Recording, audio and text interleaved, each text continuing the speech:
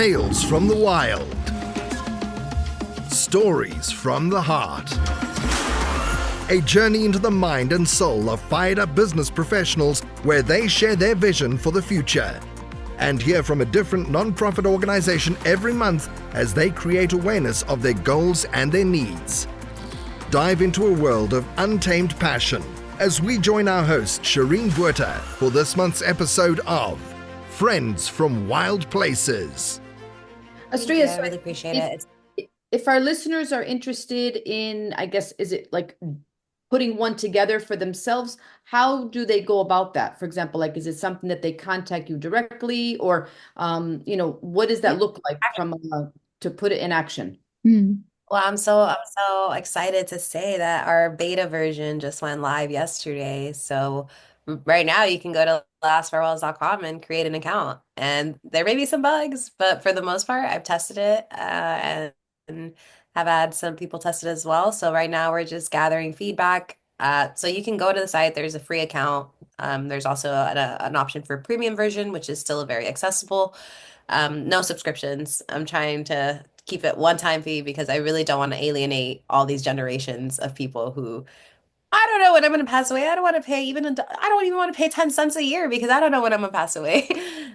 So yeah, it's just one-time fee or the free account. But yeah, people can actually just go to lastfarewells.com and try it out. And please email me your thoughts, comment, and send me a voicemail.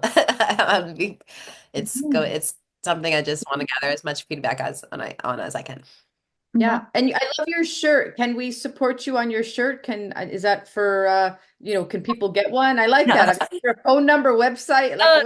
Actually, no, that's so funny. You're the third person to ask me if I'm selling these. No, I bought a shirt on Amazon, and in Nicaragua, I helped my cousin start a t-shirt business. So I bought her a printer. So when I go back to Nicaragua, I bring her the shirt I want, and I'm like, hey, can you put this logo on it? And she did, and it came out so good. It's a crop top too. So it's like I can wear high-waisted pants with it. But I got you. I'm gonna go to Nicaragua next month. I'll bring you back one. Not for sale though. Yeah, just awesome. for vibes. Awesome. I love Yeah, that. thank you.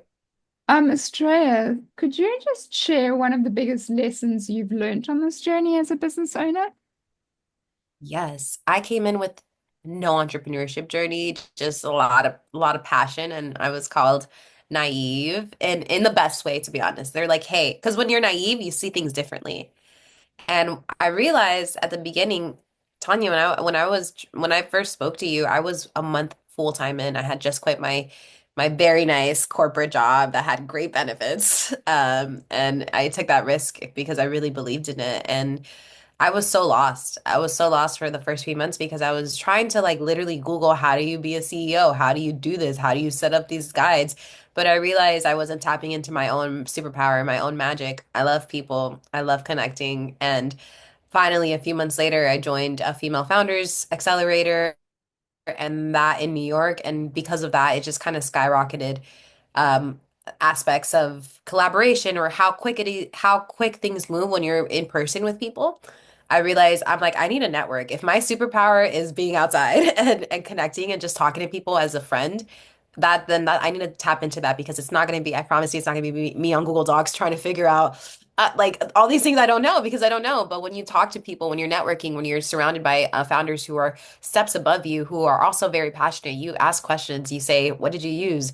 How did you do this? Like, what was your strategy? And you get ideas and inspiration. And so that's the biggest lesson I had for anybody in entrepreneurship is to really double down on what makes you unique. And for me, it happened to be I just love connecting and I love the slow burn. I didn't want to go into places and be like, here, I need this, and that, and make it very businessy because I don't know how to do that. And maybe one day I'll be more of a shark. But for now, I'm like, no, I want to create a friendship, be it in the long run. And then if there's any time we can support each other, then I'm there. And that's been the coolest thing. And I'll tell you a story of some magic that happened 2 weeks ago at Art Basel. I somehow ended up on this because of the networking. I ended up on this list for founders who were making millions. I was in the room. I was like, whoa, I don't think I'm supposed to be here. But I ended up meeting Selena Gomez's mother and speaking about Last Farewells because she's a CEO of a mental health platform. And I also met this person who were in the breakfast line. He has three pieces of fruit on his plate, and I have fruit, and I grab a pastry, and he looks at me. He's like, "I'll be living through you while you eat that." And I was like, "You should just grab it. Like we're gonna die one day." And then I'm like, "I need to enjoy it now. It looks so good." And so we started talking about death. I tell him about Las Farrells. He tells me that his dad died right before his wedding, and he wished he had something like it. And then fast forward 8 hours later, he finds me, and he's like, "Hey, is your company a wellness company?" And I was like, you know what? Yes, Last Farewells is emotionally wellness because it helps you with grief, it helps you reflect. And so he's like, here, quick. They're looking for people to do this pitch competition tomorrow for a lot of pro athletes in the NFL or Olympians. And they're looking to fill some last minute spots. So I go up to, he introduces me to the guy. And the next day, I'm doing this pitch competition for the Players Impact Fund, which is an investment fund for pro athletes. And I'm wearing the shirt. And I'm thinking like, wow, how did that all spark from just one conversation? So my biggest advice is like double down on your strength, but also be open to not knowing how things are going to happen. Because like I could have done that same thing. Like one person flew in from Hong Kong. I could have like jumped through hoops to be in the same position. But I think sometimes when you just don't even question things anymore and you just allow the magic to come in, like the serendipity of life, I think it's so beautiful. So I've also been working a lot on my spiritual practices of just making sure that I'm coming from creating this from a place of joy because when I elicit joy, like I attract things and things move way quicker than if I was ever trying to like Google how to do this or that, or maybe this is the right person to email. So yeah, Oh, that's my advice.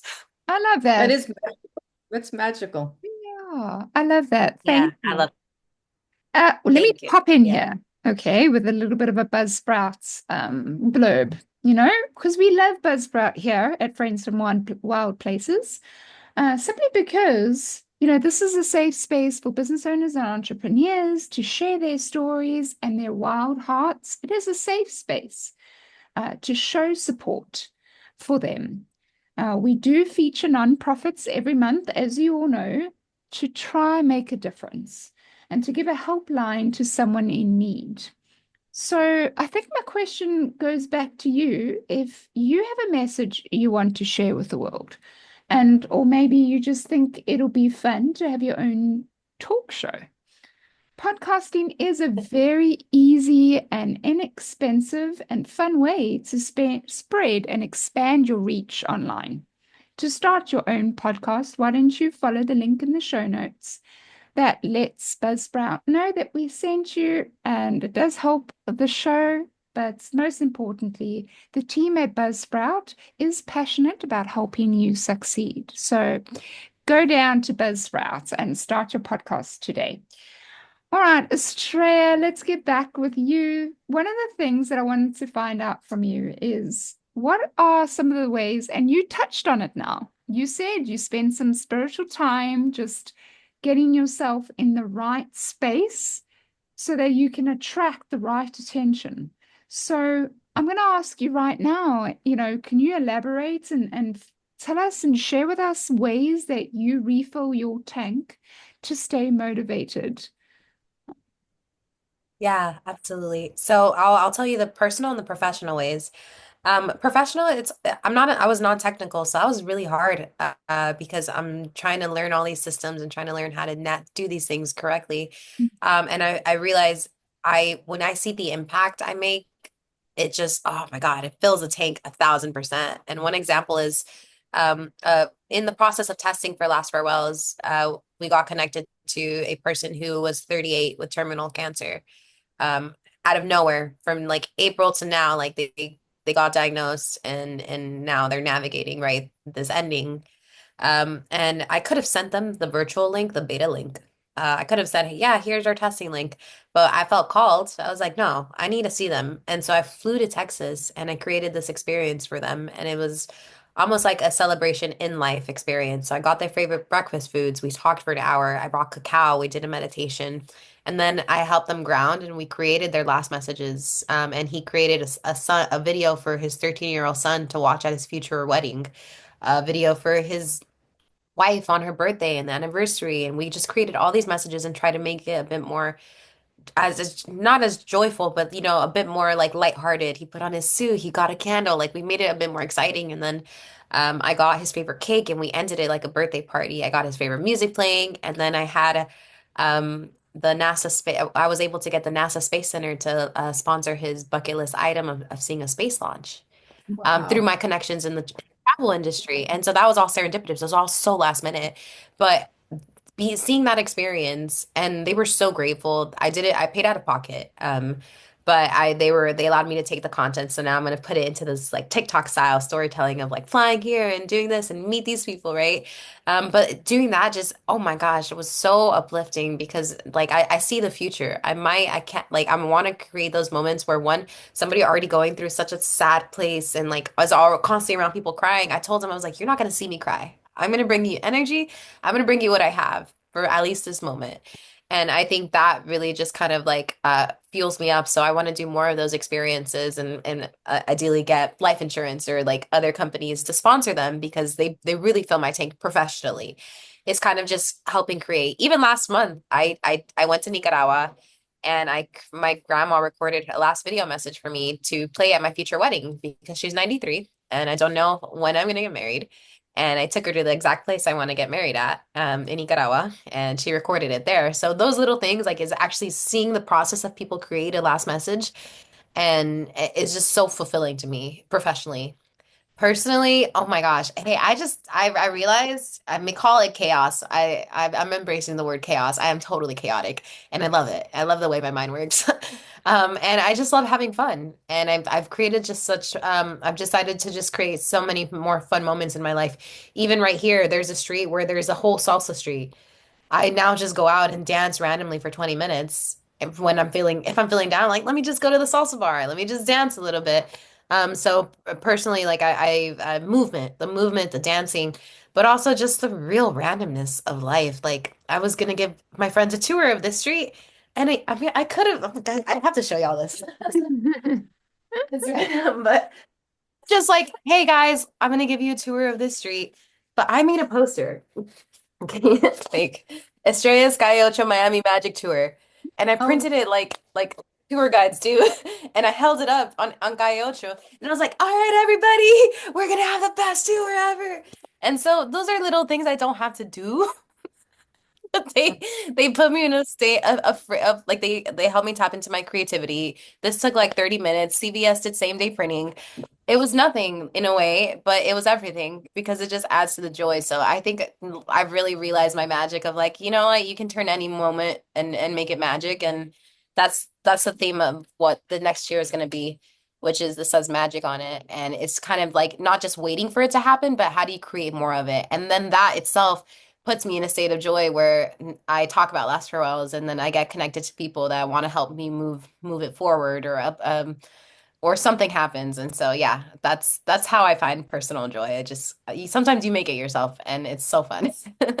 wow. That's so straight. Walk me through the process of creating that poster. What is it actually? Is it a picture? Like what? I mean, I see it, but how did you do it? Yeah, so this I made on Canva. So okay, so yeah, I love this. So I'm not, I'm savvy. I'm resourceful. Um, I'm not an artist. But what I did was I went to ChatGPT and I asked ChatGPT to make me an image of Calle Ocho, which is Shireen and Sis Street here in Miami, and it's 8th Street, but there's Brewsters and people, old Cubans playing dominoes and salsa bars, and it's almost like a little part of Cuba in Miami. But it's so fun and I live near it and it's just my favorite street in Miami. So I love walking people through it. So yeah, so I asked ChatGPT, make this image. And then I love the image they created. So I put it on Canva and I have a Canva premium. So I was able to stretch the image. And then I just added my own letters and myself here at Cayocho. And then I went to the dollar store and I found this little paddle and then CVS did same day printing for $7. So this was a sticker poster. I put it on a piece of foam board and I put this little paddle. And like I said, the process probably took me an hour. Like it was a lot quicker than one would think. I didn't put in too much more effort. It was a Saturday morning too. I was like, yeah, this is how I choose to do my Saturday. But my friends they had such a blast. Oh, And I even created little agreements. I'm like, you're signing that you're gonna be open-hearted today. You're gonna have time for some magic. you're going to compliment one stranger. This tour is free, but you got to compliment someone. And Oh, I had them sign off on these little agreements. So it's kind of like, how do I take this in my personal life and then add it to Last Farewells? Because sometimes Last Farewells, it feels like it's not a corporate thing, but just it's a more serious thing. And I want to remember, no, this is a startup. I'm guiding it. This is the most time I'll have freedom in this company. So how do I incorporate this and then do it with this? And so yeah, I've been inspired recently, and I just want to, I don't want to do things by the book because the book stresses me out and turns me into a person who's just anxious and like constantly worried and feeling guilty. Like, am I doing this right? Oh my God, I'm gonna get in trouble. By who? Mhm. That's wild though. Amazing. Is your verb, if I asked you, Thank what you. is your verb? Is it create? Is your verb create, would you say? Do you live by creating? Verb. I guess, how do I make magic a verb? I've been literally making, maybe, yeah, creating. yeah. Well, shifting, maybe shifting. That's a Shifting. good one. Okay. Okay. Yeah, that's I like cool. shifting. Yeah. Yeah, Um, because I'm not like this all the time. I could have told you I was spiraling 2 days ago because I was just on my laptop. I was like, I don't know what I'm doing. And now, yeah. So you're you just got to so shift it too silly. sometimes. My gosh, Australia. I think just you being on the show today, you're doing something by just sharing your story because you're touching my heart in the sense of I have very similar traits as you. I do like to serve the community, and a while back, I haven't done it for a while, and you're making me just remind me that I actually should get back into it because that's what makes me happy, um, and makes other people happy, and I get to spread love and joy. But I used to do like little weird fundraising things where I dress myself in an inflatable costume, whether it be a unicorn or Oh my gosh. a T-Rex or whatever. And it would, I'd pick a non-profit that I absolutely love, that I know is doing amazing work. And I go around the estate that I don't live there anymore. I'm literally packed up everything, put it in storage, and bought my little self a house on wheels. But um, I used to run around the estate with the buckets, collecting funds and fundraising. But in the same breath, I was bringing laughter and joy, and people were coming out on the road with their kids just to come and say hello. Oh, And I was standing by the circle doing funny little dances, just because I was just, in my element, I feel, in a way. oh And yeah. I could see, I could see that there was um, oh man, what do you call the first responders? He was coming, he obviously lived in the estate and he was coming home from, as you know, they work really long hours.